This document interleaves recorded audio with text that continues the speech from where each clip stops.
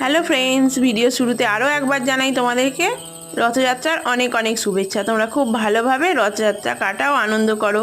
তো রথযাত্রা মানেই জিলাপি, আর এই জিলাপি আনতে গিয়ে আমি পুরো ফেঁসে গেছি। বাজার করেছি, করে লাইনে সেই যে দাঁড়িয়েছি মানে 1 ঘন্টা, বুঝতেই পারছো, জিলাপি নিতে গিয়েও লাইন, তার সাথে নিয়ে এসেছি কাঁঠাল, বাজারও করেছি, আর করেছি একটা ব্লান্ডার। কি করেছি সেটা অবশ্যই বলছি। আর জিলাপি না খেলে কি কখনো রথযাত্রা কমপ্লিট হয়? রথযাত্রা কমপ্লিট কখনোই হয় না। এই জিলাপি খেতে গিয়ে না বাবার কথা ভীষণ মনে পড়ছিল। যাক, অন্য কথা তোমাদেরকে বলি, কি ব্লান্ডার করেছি।